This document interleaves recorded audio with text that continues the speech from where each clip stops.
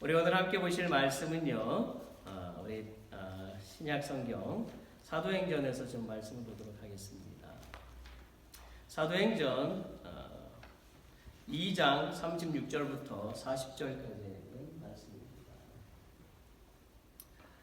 사도행전 Acts chapter 2 verse 36 through 40. 우리 같이 함께 읽겠습니다. Let's read together.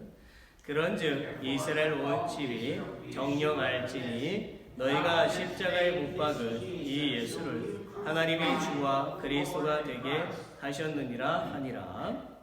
저희가 이 말을 듣고 마음에 찔려 베드로와 다른 사도들에게 물어 가로되 형제들아 우리가 어찌할꼬 하거늘. 베드로가 가로되 너희가 회개하여 각각 예수 그리스도의 이름으로 침례를 받고 죄 사함을 얻으라.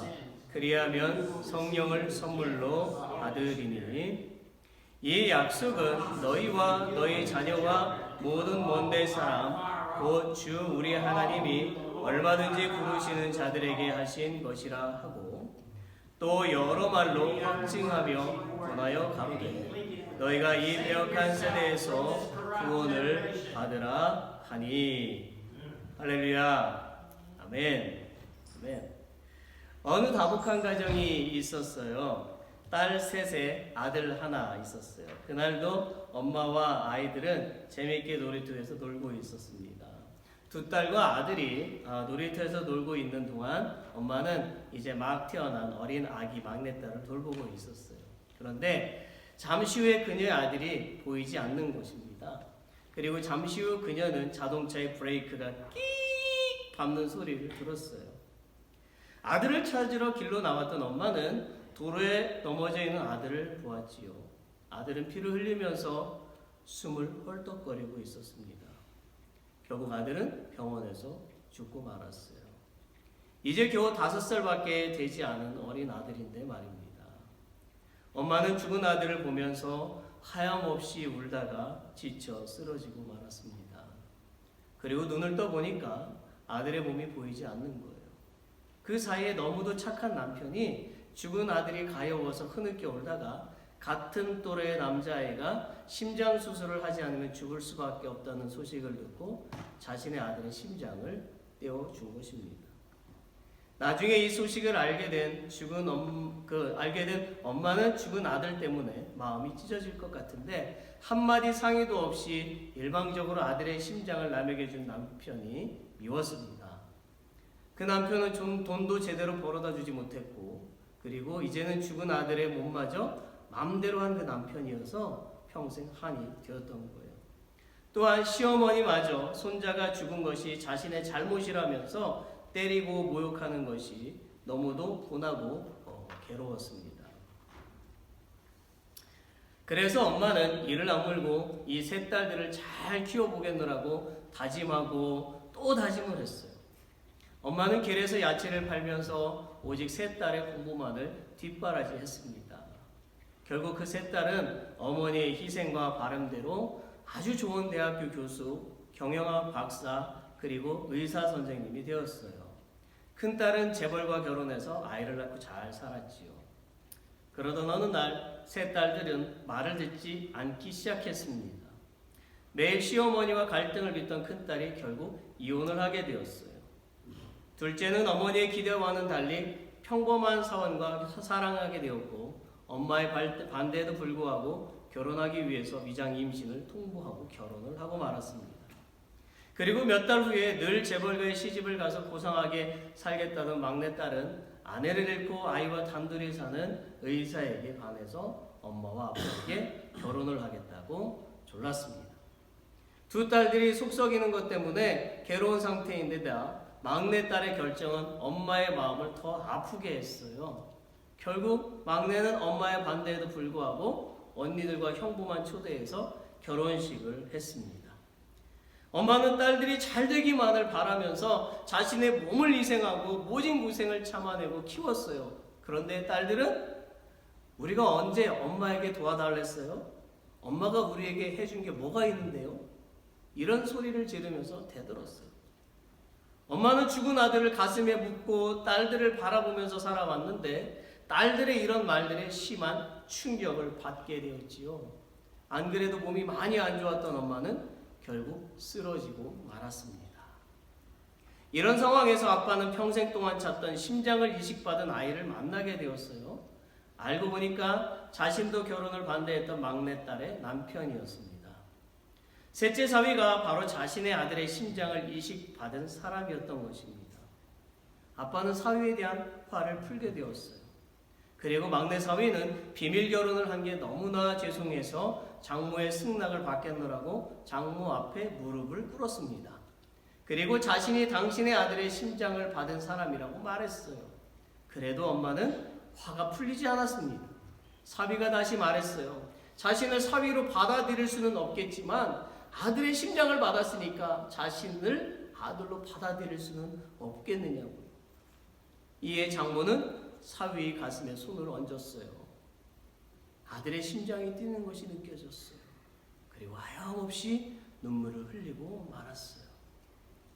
엄마는 비록 아들의 몸은 죽었지만 아들의 심장이 다른 사람을 살렸고 이렇게 뛰고 있음에 지난날의 아픔과 슬픔의 눈물이 기쁨의 눈물로 그리고 용서의 눈물로 변하게 되었어요. 그리고 엄마는 딸들을 용서할 수가 있었어요. 사실 엄마는 여전히 딸들을 사랑하고 있었던 것입니다. 사랑하기 때문에 잘 되기를 바랬고 눈물을 흘렸고 용서할 수가 있었던 것입니다. 여러분, 여러분의 자녀는 어떠한가요? 잘 살고 있나요? 여러분의 가족은 어떠한가요? 잘 살고 있나요? 우리의 자녀가 잘 되면 정말 좋겠지요. 우리의 가족에게 항상 기쁘고 즐거운 일만 생기면 정말 좋겠지요. 그러나 우리의 삶은요, 우리의 계획대로 되지 않아요. 행복하게 잘 살다가 어느 날 헤어지기도 하고 불행이 닥치기도 합니다.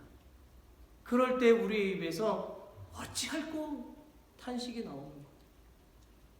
우리는 2월 6일에 터키와 시리아에 진도 7.8의 지진이 일어나서 수만 명의 희생자와 수만 명의 부상자와 수십만 명의 이재민이 발생한 사고를 보았습니다. 이 큰 사고로 인해서 전 세계 사람들은요, 놀라움을 감추지 못했고 많은 나라에서 구조대와 구호 물품을 보내고 있어요. 저는 이 사고를 보면서 제 마음이 제일 아팠던 것은 무너져 내린 아파트의 시멘트 벽에 깔려 죽은 딸의 손을 붙잡고 눈물을 흘리고 있는 아버지의 모습을 사진으로 보았을 때입니다. 딸의 몸은 시멘트 벽에 깔려 있고 손만 밖으로 나와 있는 거예요. 아버지는 지진으로부터 살았지만 자신의 딸은 침대에 누워있는 채로 죽어 있었습니다. 많은 사람들이 자고 있던 새벽 4시에 일어난 지진은 그렇게 엄청난 슬픔을 온 세계에 전하고 있습니다. 지금도 구조대는 여전히 생존자를 찾기에 최선을 다하고 있고 여전히 많은 희생자가 나오고 있습니다. 우리는 이런 대형사고를 보면 어찌할꼬라는 탄식과 많은 생각을 하게 됩니다. 우리가 돈과 먹을 것과 약품을 보내서 도울 수도 있지만 더불어 반드시 필요한 것은 하나님께 기도하는 것입니다. 하나님, 저들을 위로해 주세요. 저들에게 용기를 주세요. 저들을 도와주세요. 저들을 구원해 주세요. 그리고 우리는 이와 같은 사고의 소식을 들을 때마다 우리 자신이 어떻게 살고 있는지를 돌아봐야 합니다.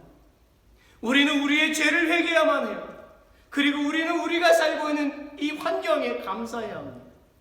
우리는 누군가를 용서해야만 합니다.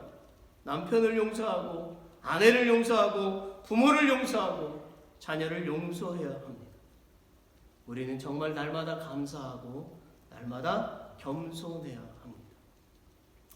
여러분, 초기 신약시대 때 수많은 사람들은 예수님이 이 땅에서 복음을 전하실 때에 졸졸졸 따라다녔지요. 그리고 그분이 죽은 자를 살릴 때에 병자를 고칠 때마다 감탄하고 박수를 치며 환호했어요.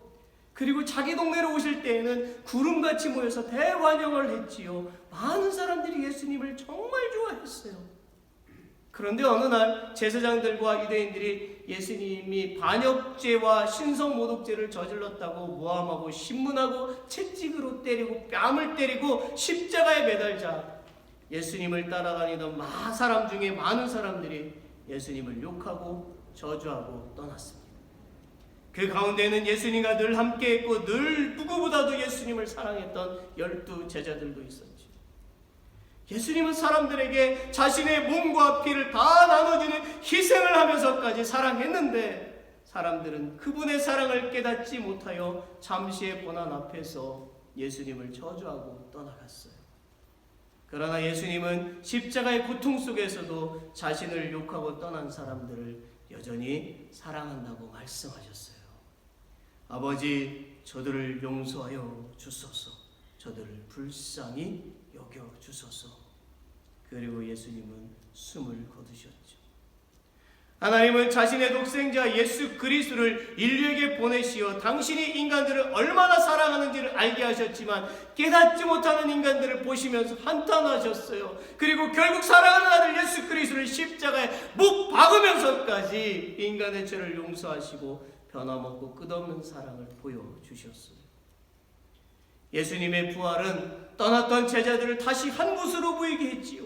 그리고 기도하게 만들었어요. 그러자 그들은 성령을 선물로 받았고 예수 그리스도에 대해서 정확히 알게 되었고 복음을 전하는 것이 그들의 사명임을 깨닫게 되었지요. 베드로가 사람들에게 설교했어요. 36절에 보세요. 이스라엘 온 집이 청령 알지니 너희가 십자가에 못 박은 이 예수를 하나님이 주와 그리스도가 되게 하셨느니라. 아멘. 여기서 이스라엘 온 집은 이스라엘의 민족 전체를 말하는 것이지요. 즉 베드로는 먼저 이스라엘 백성들이 예수님을 바로 믿어야 하고 선민으로서 책임과 의무를 다하라고 설교하고 있는 것입니다. 그는 구체적으로 뭐라고 설교하고 있습니까?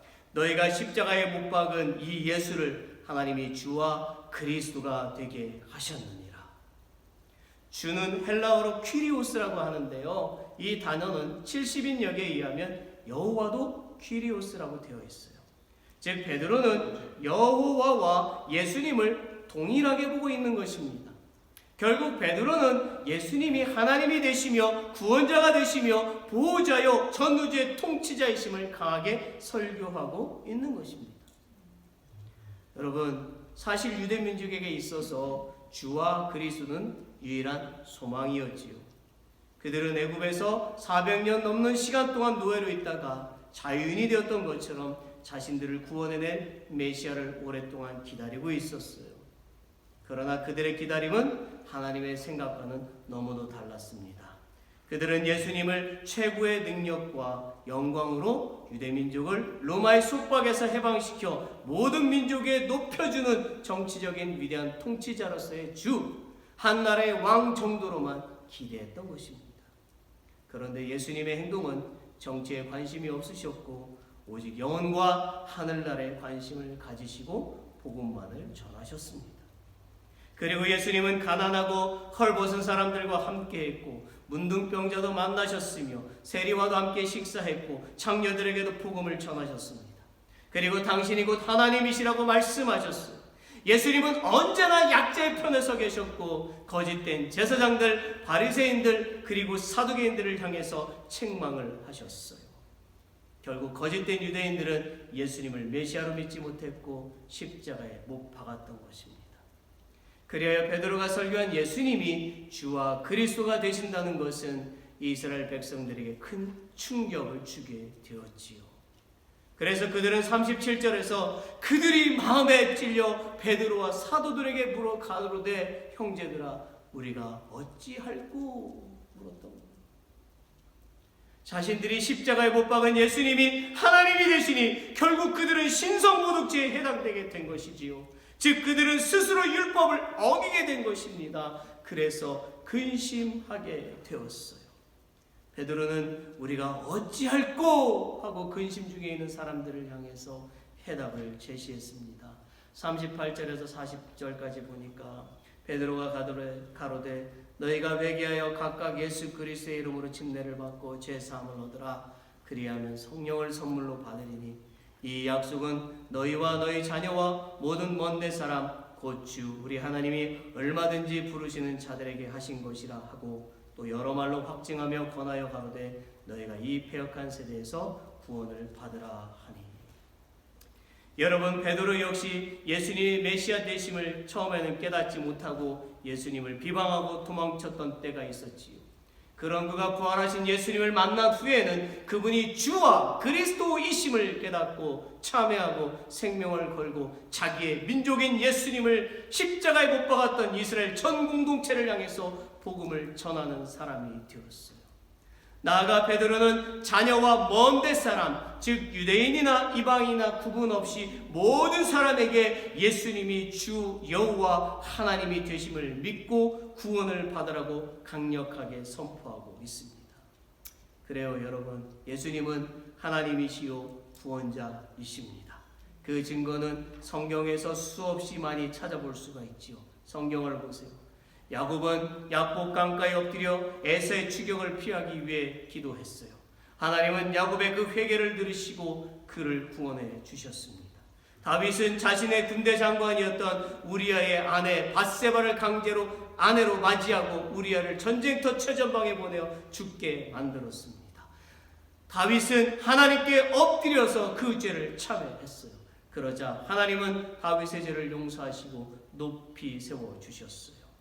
아기를 낳지 못하던 한나가 하나님께 엎드려 간절히 기도하자 하나님은 한나의 소원을 들어주셨고 위대한 사무엘을 주셨어요. 문둥병자들이 예수님 앞에 가서 엎드리자 병 고침을 받았습니다. 소경이 예수님 앞에 엎드리자 눈을 뜨게 되었어요. 12년 동안 혈루증을 앓고 있던 여인이 예수님의 옷깃만 만지고도 병 고침을 받았습니다. 그리스도인들을 핍박하던 사악한 바울이 예수님을 만나고 주님의 사도가 되었지요. 심지어 죽었던 나사로가 예수님을 만나 살아났어요. 실패와 절망 속에 있던 베드로가 예수님 발 앞에 엎드리자 회복되어 충실한 사도가 되었어요. 주님을 떠났던 모든 제자들이, 모든 하나님의 백성들이 십자가에 달리신 예수님을 통해서 죄사함을 얻었고 부활하심을 봄으로써 주님께 돌아왔고요, 기쁨이 충만한 사람들로 변화가 되었어요. 그리고 그들은 복음을 담대히 전하는 사람들이 되었습니다. 이 얼마나 감동적인 일입니까? 오늘 하나님께 예배를 드리는 우리도 십자가에 달리신 그 예수님을 통해서 구원받은 것을 믿습니다. 또한 우리는 예수님처럼 죽음을 이기고 반드시 부활할 것도 믿습니다. 오직 예수님만 믿으면, 오직 예수님 앞에 나와서 경배할 때에 이 모든 영화를 누리게 된다는 것을 믿으시기를 바랍니다.